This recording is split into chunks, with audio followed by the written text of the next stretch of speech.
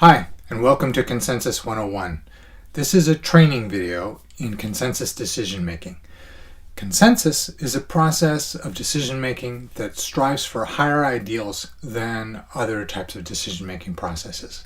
It's used by many different kinds of groups who want to get better decisions that are more well considered, with more people more on board so that implementation of the decisions goes better within the group, and so that the group relationships themselves all improve in the course of decision making rather than adversarial debate, wherein relationships are often taxed by group decision making. So consensus can deliver better decisions, better implementation, and a better feeling in the group. This training is for participants in consensus decision making. It's not a training for facilitators. Facilitators may find the training useful, but it's not thorough enough to really teach someone how to facilitate well. That would take more time than is available here.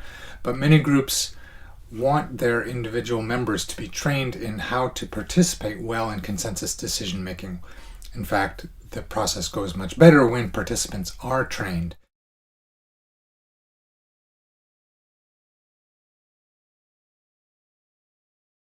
I'm Tim Hartnett. I'm author of Consensus-Oriented Decision Making. I've been living in intentional communities and working with nonprofit groups for many, many years now, and I've seen consensus used well and used poorly.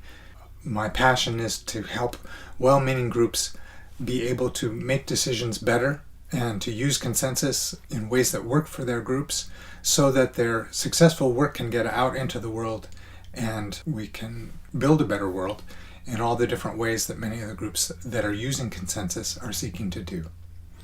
My passion led me to write the book, which, if you're interested in facilitation, is a good manual for learning how to facilitate. This video will focus, of course, on simply learning how to be a good participant in a consensus decision-making process. Let's get right into what are the values that we're seeking to realize by using consensus. What are the things that we would choose this decision-making process versus adversarial debate, for instance? The first one is inclusiveness. Strong value that all the stakeholders of a decision are included in the process of discussing that decision. Stakeholders being all the people who would ultimately be affected by the decision or by a proposal that gets passed. Some of those stakeholders might be in the group that is making that decision. Some of those stakeholders might be affected by the group. For instance, a social service agency that was serving a particular clientele might make a decision about their program, and they may want to, if they're being very inclusive, include some of the people that they serve in order to make decisions about how that program would best work. And that inclusiveness would probably better inform the decisions that they were making. Similarly, participation is a strong value. We want people involved in a consensus process to be participating in it. And just because everyone's invited and included, it does not mean necessarily that everyone's going to participate. The process needs to unfold, to be run in a way that encourages participation, where that value is highlighted, and where the ways that the discussion unfolds are supportive of everyone participating. Some people with their extroverted personalities will just participate in any situation that they're involved in. Other people are more reserved and need to make sure that the levels of conflict, the ground rules for communication within the group are safe enough that participation actually feels safe enough for them to do. The outcomes of a group decision-making process also influence how much people are going to want to participate in the next decision-making process. For instance, if everyone's invited and participating in making a decision, but then the decision is overruled or not implemented, the interest in participating may be less next time. Likewise, if the decision-making process is protracted and people get very frustrated with the process, it takes too long, we also see a decline in participation in future decision-making processes in that group. So we want a process that is safe enough for everyone to participate as well as efficient enough for people not to be frustrated with it and therefore want to continue. Another value that we seek to actualize in consensus decision making is the value of collaboration. Now, collaboration means that different people in the group, multiple people in the group, maybe everyone in the group, build a proposal together. They build a decision, they build a solution to whatever problem they're addressing together. You can have a consensus decision that is not collaborative. If you have one person, for instance, who thinks a lot about what might be best for the group outside of the group, and they come up with a proposal and they bring it to the group and they say, what do you think about this idea? And everyone says, yeah, that sounds like a good idea. Then we've got a situation where we have consensus, there's full agreement, and the proposal is adopted without conflict. But the proposal was written by one person, so it wasn't actually a collaborative proposal. It still works, there's not a problem with this, but in complicated decisions, in more controversial decisions, we're going to want to be looking to see if the process of building a proposal can be done collaboratively so that it is coming from the richness of perspectives of the different people in the group and not all the work of one person. Another key value that we're trying to realize in consensus is equality, that all the participants have an equal voice, that they share equal levels of participation if that's appropriate for that decision, and that they feel equally empowered in the process, and that their voices are all respected and heard. So we're really wanting in consensus to honor that value of equality. Additionally, in consensus, we're looking for a decision-making process that is process-oriented. That means that we care about how we make decisions. We're not just solely focused on getting a decision out. We're actually paying attention to the process and whether our process is actually meeting these ideals. It's not totally goal-oriented in that we're trying to get a decision no matter what we have to do to get it. We actually care about how we go about getting it, and we want, in addition to being process-oriented, we want our process to be good for our relationships within the group. We want our consensus to be relationship building so that at the end of a decision-making process, the people feel better about each other, more connected to each other, more cooperative with each other because of having gone through a process to make a decision. Even if it was a difficult process, if people travel through that process in a consensus-oriented way, they're likely to come out with a respect and a caring and a sense of cooperation with each other, versus when people go through a decision-making process in an adversarial way or a hierarchical way.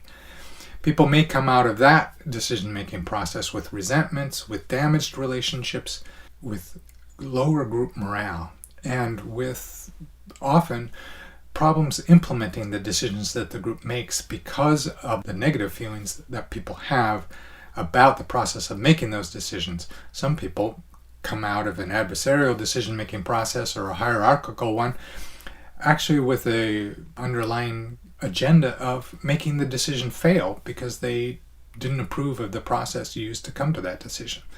This is what we're really trying to avoid in consensus decision-making.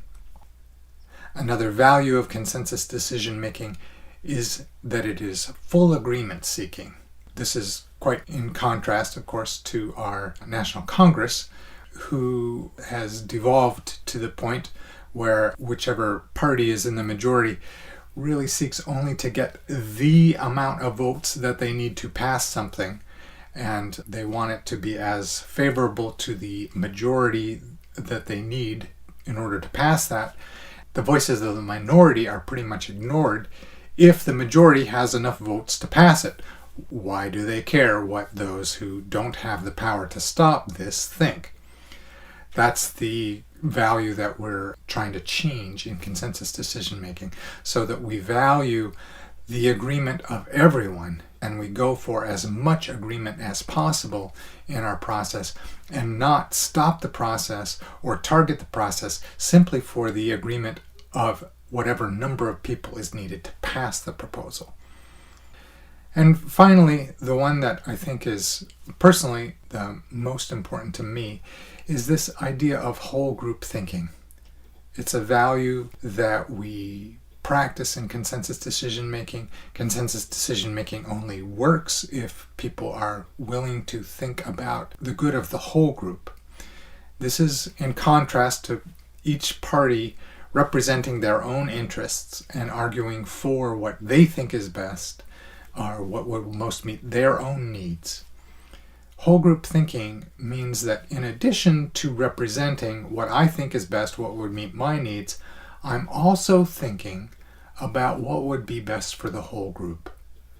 And knowing that I am a part of this group and that the health of the whole group is actually valuable to me, the distinction between my needs and the group's needs becomes less stark than if I'm thinking real individualistically. When I practice whole group thinking, I realize that even if the group's decision that is evolving might be straying from what I think is best, there are reasons why the group might be better off going with it, even if I don't think it's the best idea, and that I might actually benefit from a group that is moving forward with energy, with excitement, with creativity about doing something that I'm not sure is the best thing to do, but as I assess the group, I sense that, wow, it's actually probably best for the group to be able to go ahead with this.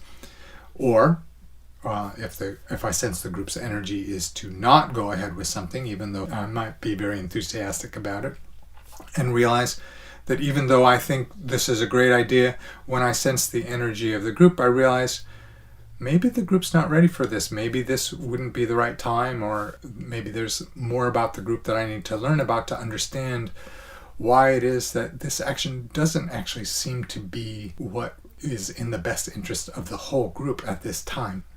So the maturity and the consciousness of being able to recognize and advocate for your own perspective, but then also include some thinking about the whole group, so that when your own perspective and what might be best for the group are not in alignment, that you're able to reconsider your own perspective and base your consent to a decision, or your lack of consent to a decision, on what you think might actually be best for the whole group rather than what's best for your own personal interest.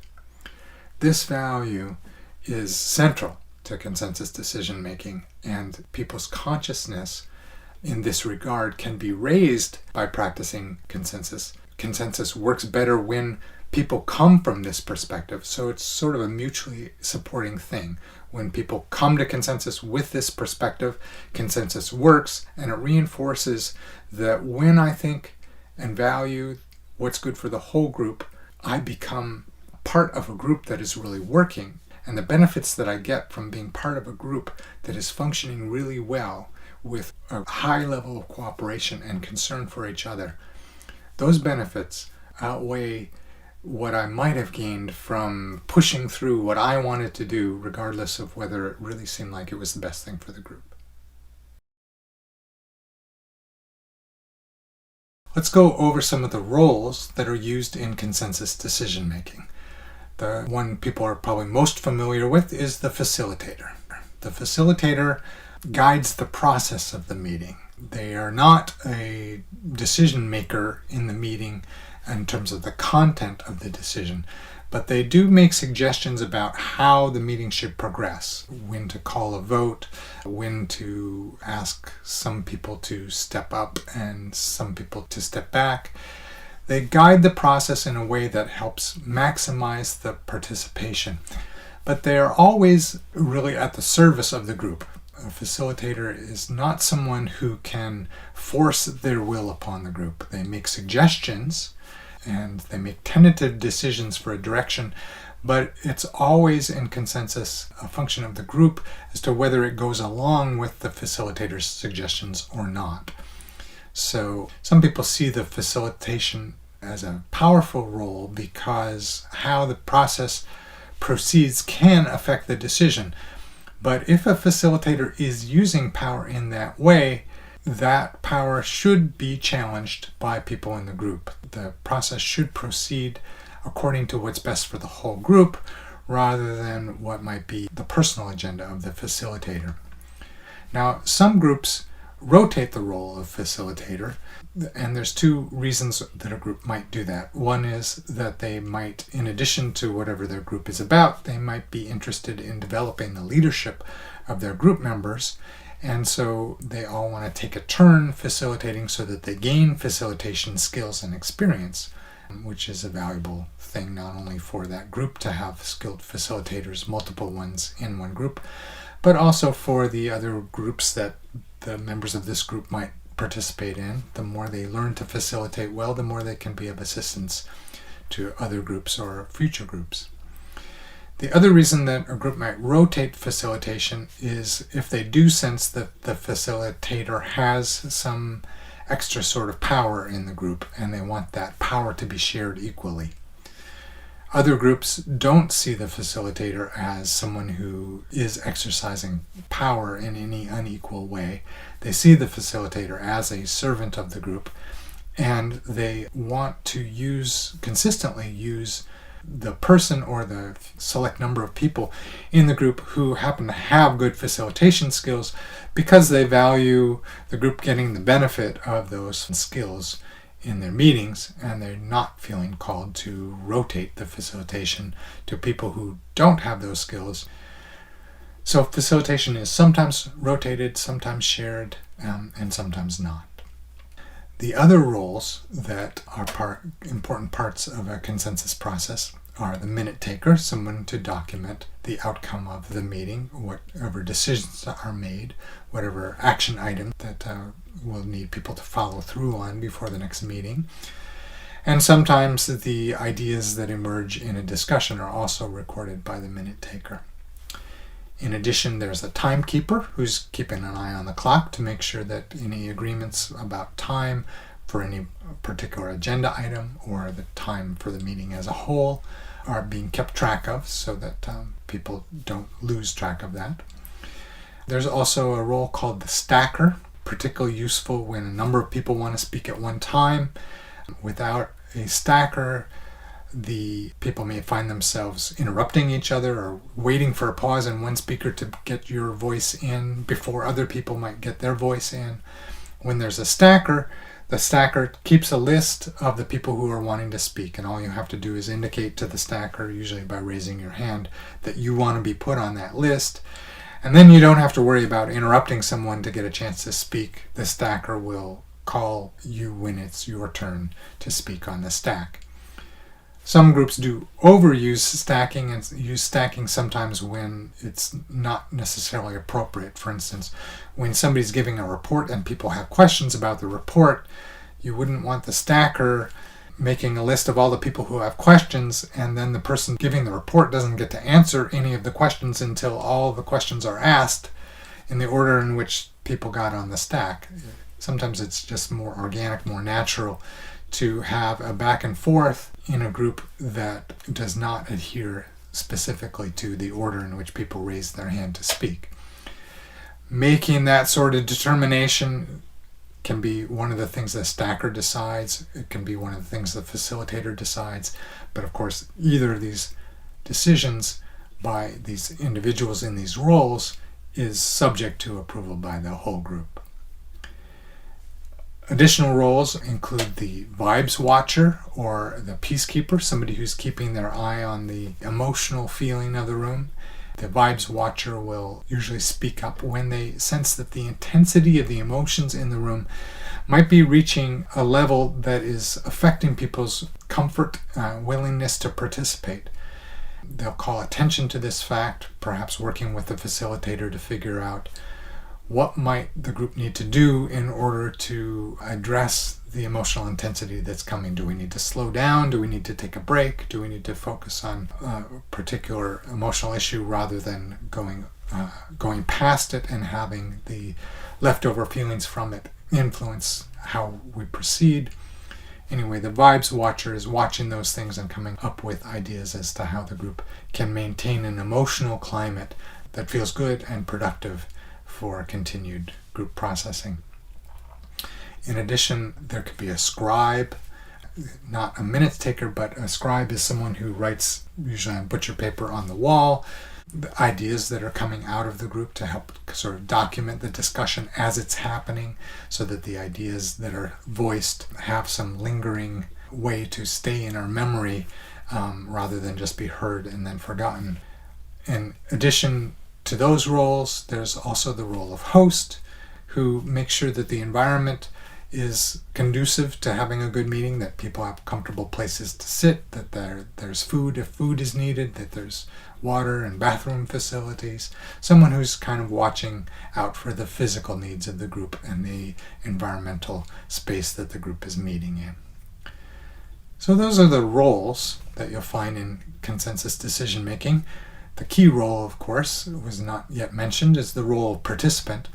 And I like to think of all participants as potentially having a leadership role in the group.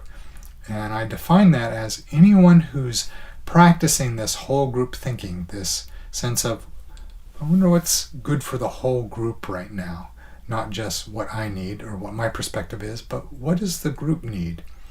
And at any time that anyone in the group is thinking that way, I think they're offering a valuable sense of leadership to the group. And if I'm facilitating a group and there are a lot of people in the group who are practicing whole group thinking like that, I feel very supported. And I think any facilitator should welcome the leadership from the group to assist in the very sometimes complex and overwhelming task of thinking, what does the group need now? What's the best way for the group to proceed?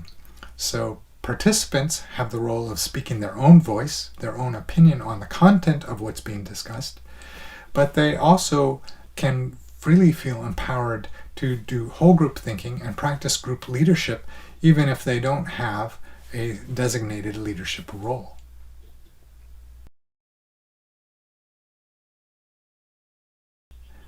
Consensus decision-making proceeds in a number of steps.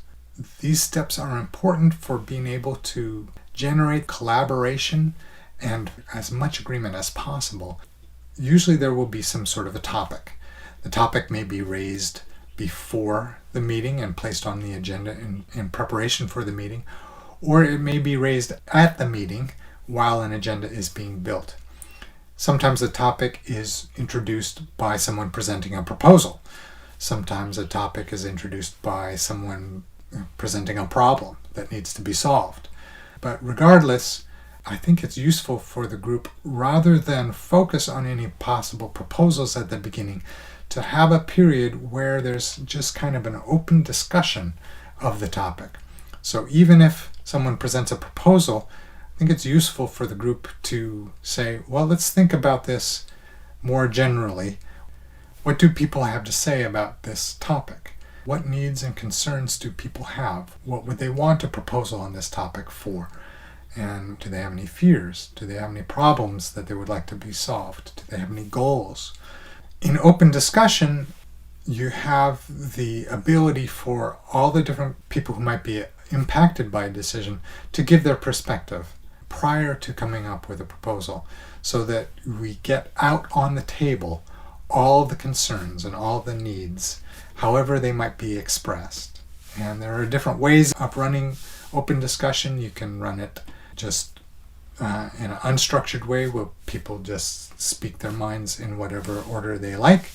You could have a brainstorming session where people say their ideas are recorded on a piece of paper, but nobody comments on other people's ideas. They just put their own ideas up on the list.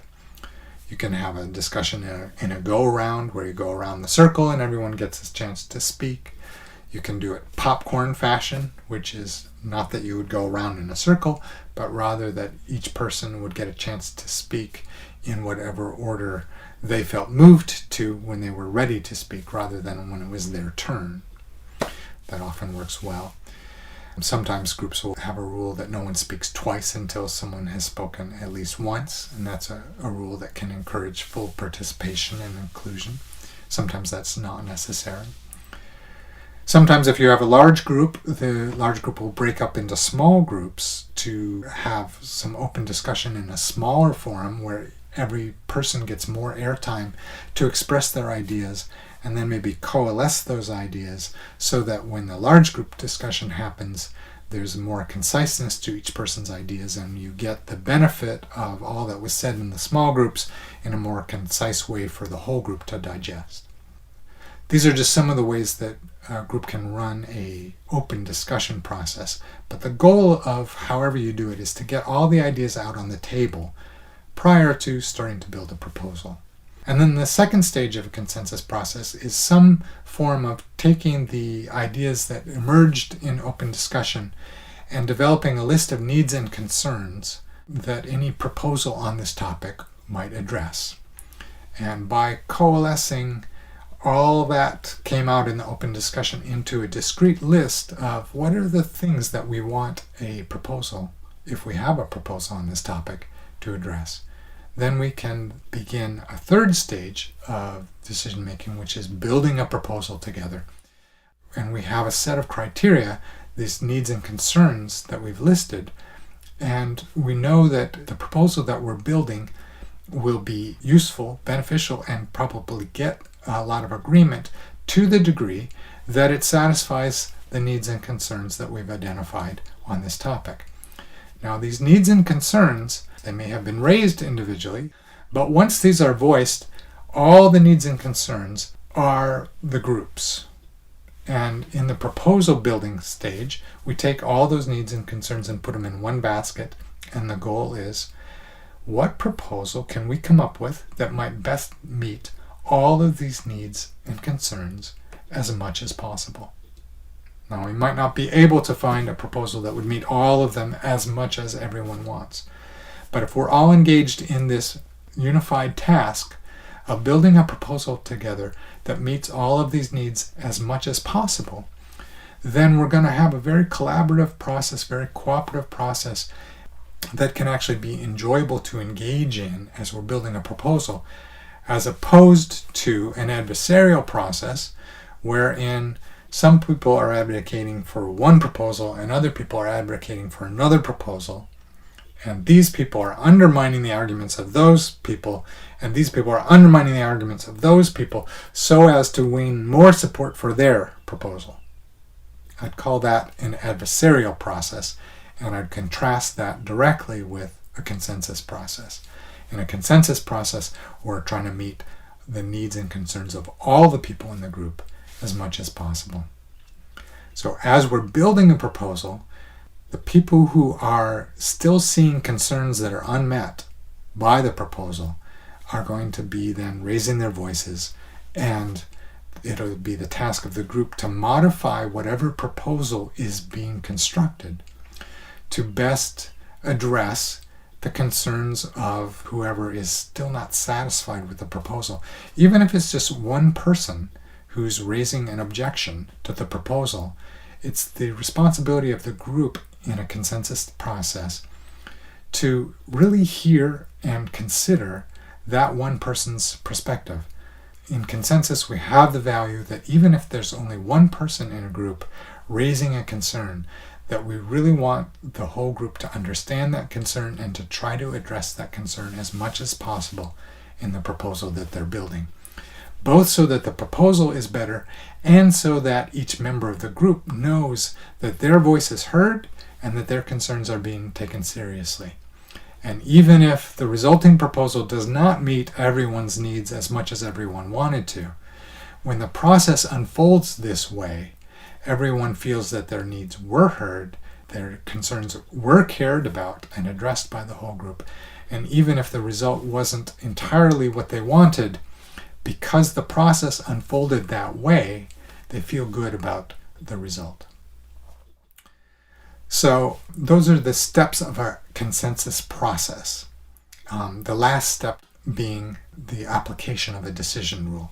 And that's where I like to make a distinction, because a lot of the ways people talk about consensus get confusing by the fact that we generally use the word consensus to describe both the process of building a proposal together, and running a discussion. And then the last step of that process, which is applying the final decision rule. We use the word consensus to describe that process, and we contrast a consensus process, as I said, with adversarial debate or Robert's Rules of Orders. And then we have, as the last step in that process, the application of a decision rule. The different types of decision rule are: a leader could decide, a majority rule could decide, a supermajority could decide. A supermajority is just a majority of a percentage greater than 50%. So if a group has a decision rule that 60% have to approve in order to pass a proposal, they've got a supermajority, or it could be 70 or 75 or 80 or 90%. Any percentage higher than 50 is a supermajority. Those are the options for a decision rule. And there's, of course, one other, which is that in order for a proposal to pass, you need full consent or unanimous consent. Now, we call that decision rule, commonly we call that consensus. So we use the word consensus in two ways. It describes both the process of building a proposal that maximizes full agreement, and it is also used to describe the decision rule that requires full consent for a decision to be passed. I find it confusing to use the same word for both things because they can actually operate independently. So when we use a different word, and the word I like to use is unanimity for the decision rule that requires everyone to agree in order for a proposal to pass, unanimity or full consent, that everyone has to consent to an idea for it to pass. When we use that word, unanimity or full consent, as distinct from consensus, then we realize that you can have a consensus process and then have different options for how your group finalizes a decision. You could use a consensus process and then have a supermajority decide, which is what many large and diverse groups that have very low chance of ever getting actually full agreement on a decision still want to use a consensus process, but then they use a supermajority as their decision rule. Likewise, you also have groups that call themselves consensus groups, but if you look at their process, they actually have a very adversarial process of coming up with and debating proposals. But they call themselves consensus because they require everyone to agree before they can pass something. When I meet one of those groups, I say, well, actually, you're not using a consensus process, but you are using a unanimity decision rule. And when the words get used like that, it becomes more clear to think clearly and go, oh, so it's not that we need to change our decision rule. We need to change our process if we really want to have a consensus process. We didn't get a consensus process just by having unanimity as our decision rule. And likewise, people who don't have unanimity as a decision rule do not have to abandon the idea that they can use a consensus process prior to applying their decision rule.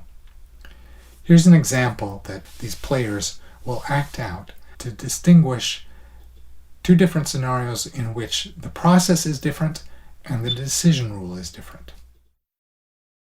So, moving on to the next agenda item, planning the garden. Yeah, I put that on there. I was thinking about 2 acres of cultivation, but I just want to talk and get everyone's input. Whoa, 2 acres? I have a big problem with that. What do you mean? Is this about the well? Yeah, I mean, we don't know how much water's in that well yet, and if there's not enough for us to drink and bathe, then we can't have a garden. Are you saying no garden at all? That's not an option. We have to have a garden. What do you mean that's not an option? I mean, hey, we get to live in a beautiful piece of property. I mean, if there's not enough water for us to drink and bathe, then it just seems nuts to go and irrigate 2 acres of vegetables. I mean, that's not going to work. Dude, aren't we here to start an eco-village? Isn't that what we're doing? That means there's got to be a garden. Yeah, right? It sounds like you're wanting to put our ability to even live here at risk. It's like, if we can always buy organic vegetables, there's a farm right down the road. At least not until we know there's enough water. If we could just wait until we find out. Wait, I think we're suffering from a kind of poverty consciousness here. I mean, just because we don't know how much water is there doesn't mean that there isn't enough and there isn't plenty. Yeah. Yeah, that's what I'm saying. I think that you're being really overly cautious. Oh. Like, what about believing that there's enough? Overly cautious? You're calling me overly cautious. Mm-hmm. And you think it's a matter of Yeah. believing or not believing. My sense is that the reality is that there's either enough water or there's not enough water. And the fact is we just don't know yet. So I don't think I'm being overly cautious. I think you guys are being actually overly hopeful and willing to take a leap that could really risk even being here. So I'm sorry, I can't support a garden this year. Well, we do make decisions by consensus, so can we maybe agree on a small garden this year? Yeah, smaller. No, we don't know yet. I can't. Is that a no or a stand aside? That's a no. Wow. This is ridiculous. Okay, seriously? This is okay. Can't believe this. Sorry, it looks like having a garden does not pass. Maybe we can reconsider next year. But isn't it great though? We were able to make a decision by consensus. Great. Mm-hmm. So in this example, the group believed they were using consensus decision making because they had a unanimity decision rule. They required full consent in order to make a decision.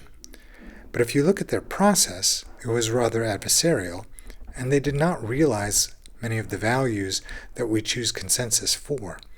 They were not going for maximum agreement. They were not working collaboratively. They did not share equally in the outcome of the decision. And I don't think that they improved their relationships as a result of the way they conducted this process.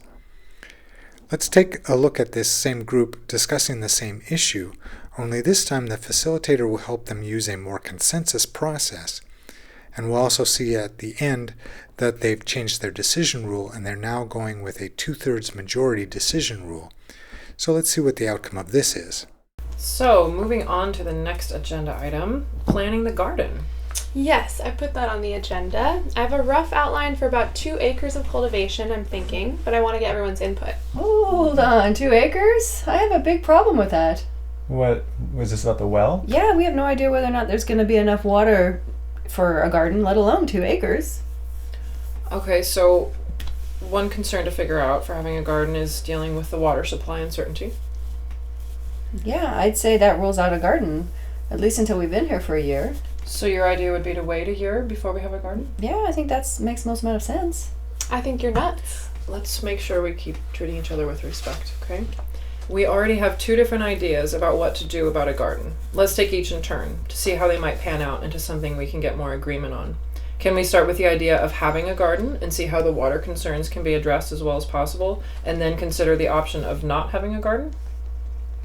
So if we did run out of water, is there any way we could have water trucked in?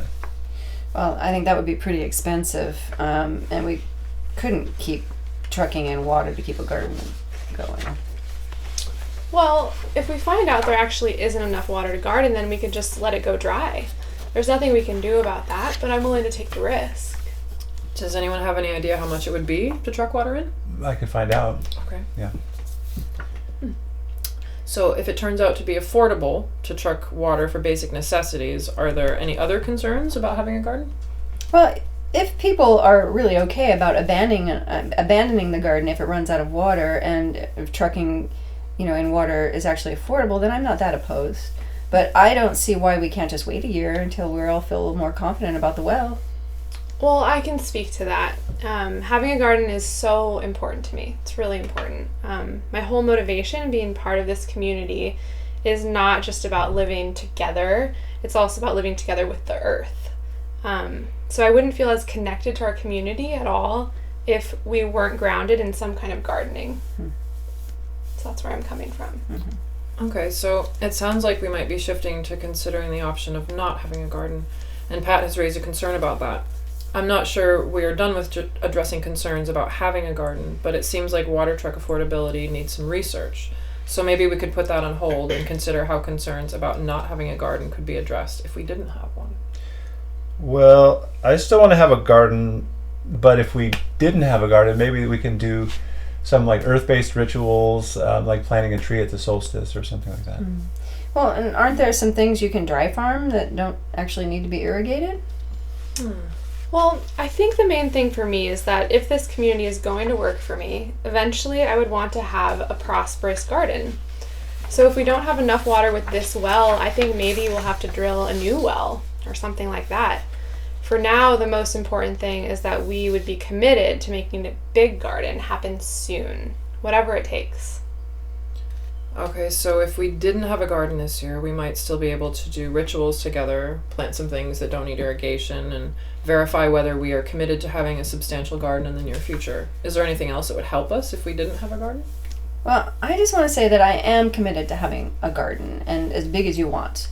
I'm just nervous about making a miscalculation on the water supply. Okay, so I just did some research on trucking the water in. It looks like it would be about $800 a month. So if we did that for 3 months, obviously that would be $2,400. Okay. Well, there may be more to discuss, but let's get a sense of the direction we want to pursue for the time being. How do people feel about proceeding with a garden, given that there is a risk of the expense that Chris has just quoted? Yes. Well, Yes. I have to vote no, you guys. I don't really want to disappoint everyone. Well, our guidelines do say that we pass proposals that receive a 2/3 majority or more, so it does look like this one is passing. Are you okay with that, Robin? So I think we should be on the conservative side this year with planting a garden, starting with smaller things and smaller plots, and then prepare the infrastructure for the year after that for a bigger garden in the preceding years after that. Well, I appreciate that. That would make me feel a lot less nervous. I can go I can go that way.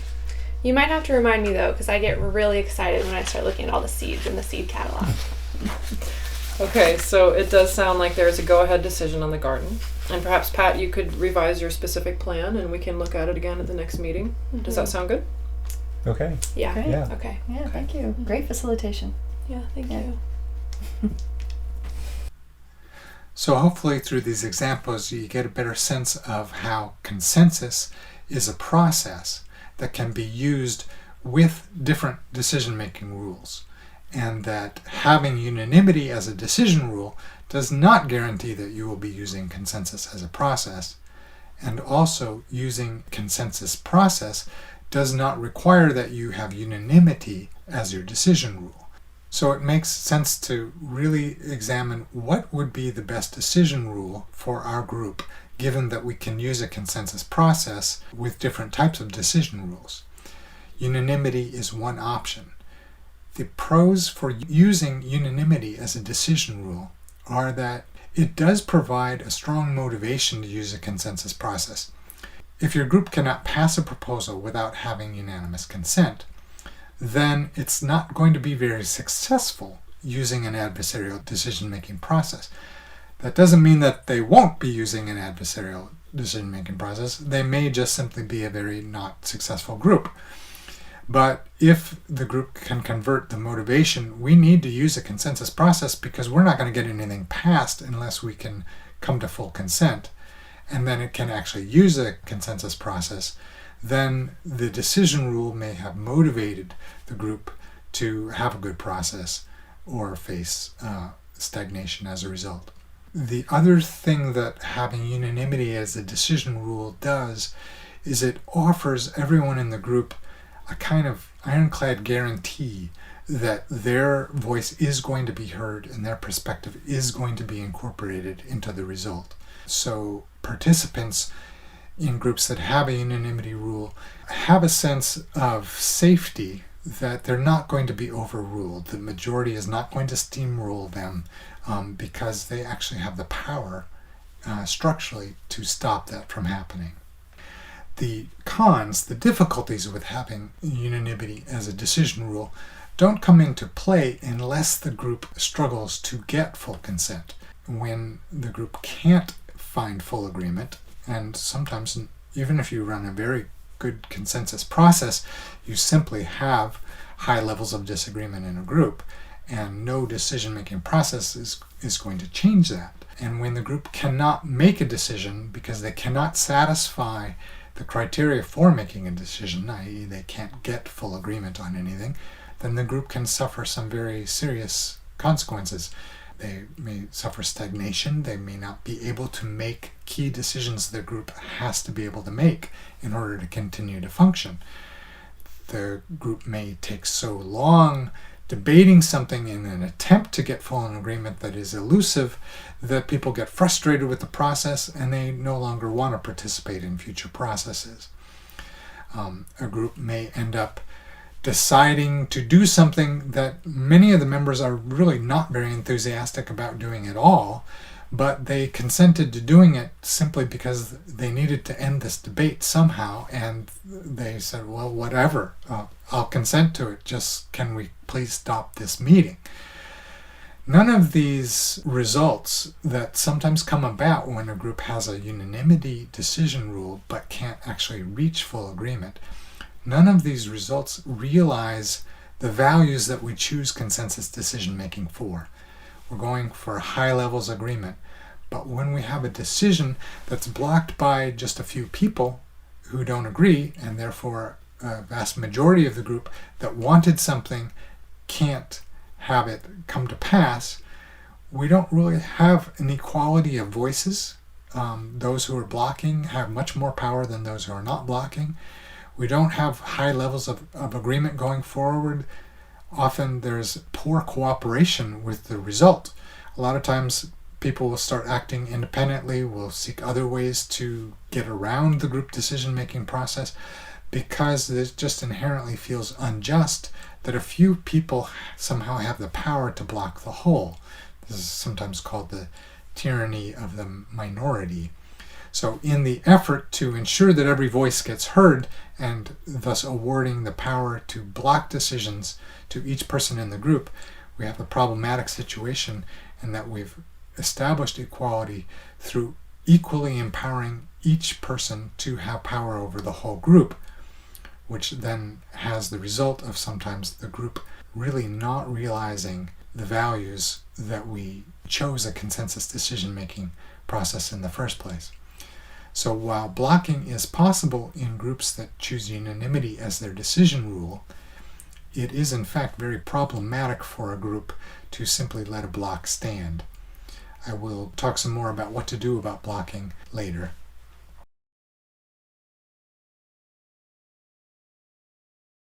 So how does a group vote? In a consensus process, there are three options. One is to consent to a proposal, which might mean I agree with that proposal, I really want it. Or it might mean I'm not so sure about it, but I see that it's in the best interest of the group given how other people feel about it. So I consent to it. Another option for voting in consensus processes, I stand aside. It's a way of registering, I don't really agree with this, but I don't want to stop the group from doing it. So rather than condone it with giving it my consent, I'll stand aside and let the group know that I'm not wanting to stop this, even if I have my reservations about it. And then the third option for voting in consensus is to oppose. And if you have a unanimity rule, then when you oppose a decision, you block the decision. If you have a different decision rule like supermajority or majority, then you register your opposition as a no vote. And the votes are tallied, how many consent to it, how many vote no, and if you have the threshold necessary to pass a decision, the decision passes. And if it does not pass, then the group has the option of trying to modify the proposal based on the continuing concerns of those who are still objecting. And if modifications can be made, then a second call for consensus can be made, or a second vote can be taken to see if now we do have unanimity or do have the required supermajority or do have the required majority in order to pass this proposal. So that's how voting works. It does make sense, I think, to reiterate the importance of understanding that having consent as an option is invoking the responsibility of all the group members to do whole group thinking and not simply vote their own preference, but actually take a sense of what might be best for the whole group. And sometimes what you think might be best for the whole group might be that your no vote, your opposition be heard and be registered in order to save the group from doing something that you think would be really actually bad for the group. And sometimes giving consent to something that's not your particular favorite option is your way of employing whole group thinking to realize that, well, even though I'm not really in favor of this, I can see that it actually would probably be best for the whole group to move forward on this. Now, since blocking can have such negative effects on the group, it's important to understand the ethics of using a blocking vote when you have a group with a decision rule of unanimity. Blocking is a serious thing because it can seriously negatively affect a group's ability to be cohesive. I have in fact seen many very well-meaning groups actually fall apart because they used unanimity as a decision rule and they were unable to reliably get full agreement. So they were unable to make the decisions that they needed to make to ensure their existence as a group. Sometimes groups split because they can't get agreement. Sometimes they disintegrate. So blocking is something to be taken seriously, and there are certain ethics to use when you cast a block vote. One of the ethics is that blocking is only appropriate when the basis for your block is a fundamental core value of the group.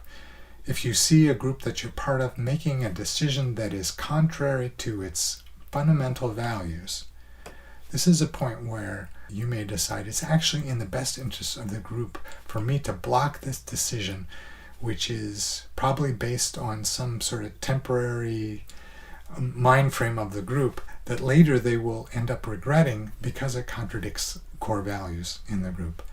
This would be an appropriate time to use a block, probably inappropriate to use a block on a routine decision of the group that did not affect its core values in any way, but was just your way of getting your way on this less important decision. It's been suggested also that people kind of keep an informal tally of the number of blocks that they use in their lifetime, in whatever consensus groups that they're in, and that they keep that number of times down to 5 or less in the course of their lifetime to really pace yourself on blocking so that you use it only when it's really important. And thirdly, it's important when you're blocking to realize that values of consensus are not being realized, and therefore it's best not to consider the issue closed.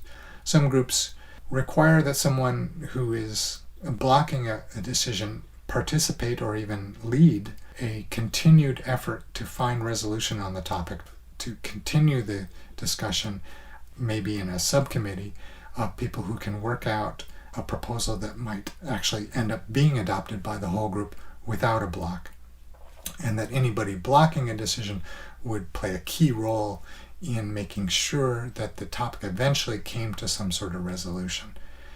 If that sort of responsibility is adopted by the person blocking a decision, then rather than frustrating the entire group, the process may be slowed down in order for everyone to take a little more time to make sure that the decision is even more well considered and that as much agreement as can be reached really is accomplished.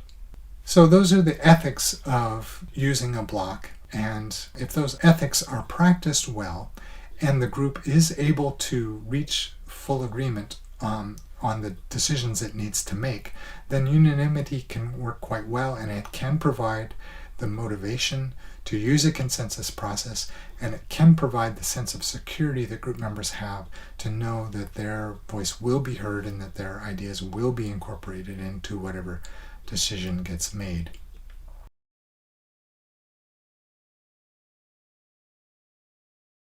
Because blocking does not work well in many groups, unanimity as a decision rule does not work well in many groups, it's useful to take a look at, well, where does it tend to work and where does it tend to not work? And the decades of experience in using consensus decision making have resulted in some wisdom about this. The criteria where unanimity as a decision rule works best include when you have a small group. The smaller the group, the more likely the group will be able to come to unanimity, and that will be a functional decision rule for your group. The more like-minded your group is, the more homogeneous, the more shared values your group have, the more likely unanimity is going to work well for your group. The better trained your group members are in consensus decision making or whole group thinking, the more likely your group is going to be able to come to unanimity. The more time your group is willing to devote to meeting and hashing things out, the more likely your group is able to, without being frustrated, come to unanimity on the decisions you need to make. And the stronger the relationships between the group members of your group, the more likely you're going to be able to come to unanimity, because there's just going to be a more basic sense of caring for each other and willingness to consent to things that you might otherwise oppose. When you get into large groups, large diverse groups of people who don't know each other very well, then coming to full consent, coming to unanimity becomes very much less likely, if not impossible. And in those groups, it does make sense to decide on some other kind of decision rule, but not to give up on the fact that you can use a consensus process, even if you then finalize your decision with some other type of decision rule. So let's just review some of this.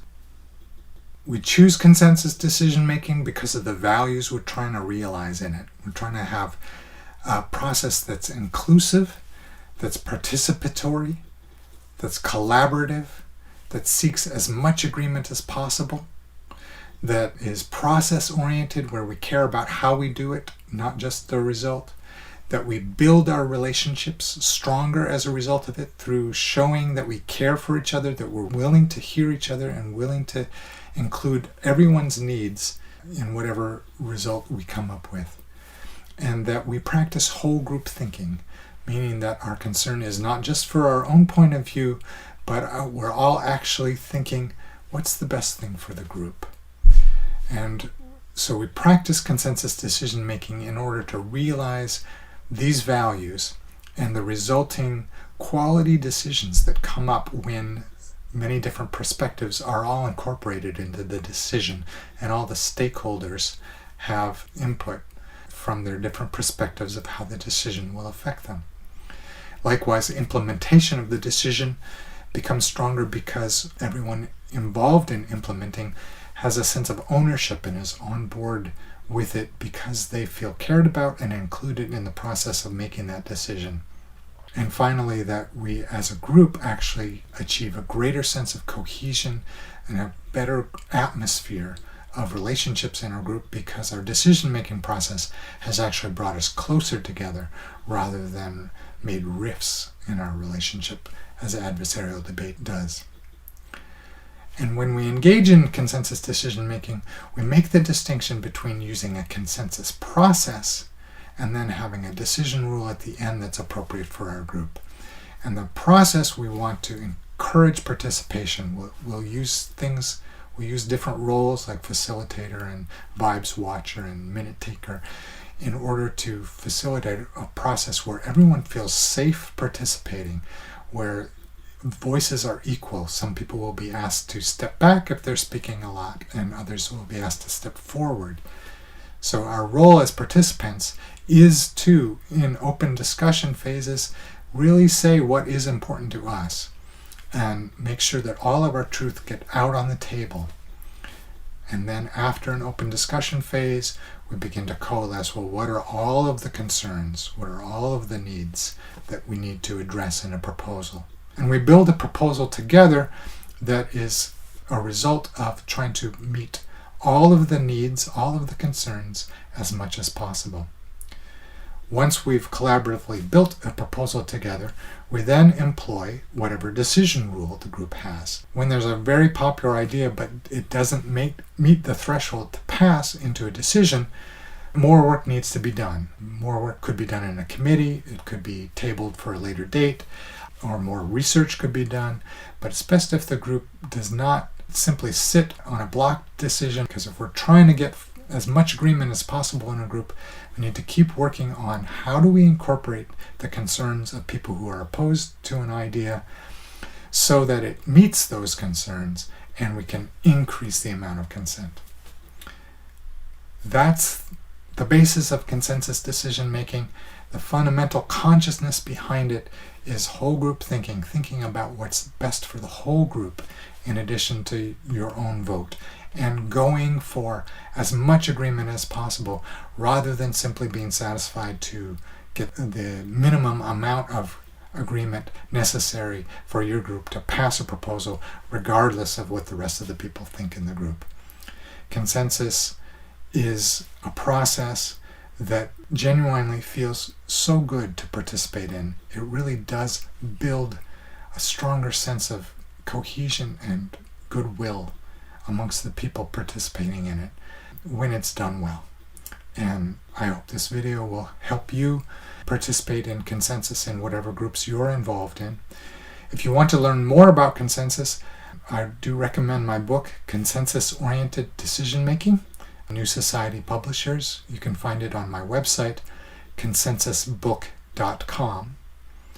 If you're interested in even more resources, you can go to a website that I curate called consensusdecisionmaking.org, which has a variety of resources and a number of different perspectives on consensus decision making. It's a public service website for people wanting to learn more about consensus. That's consensusdecisionmaking.org.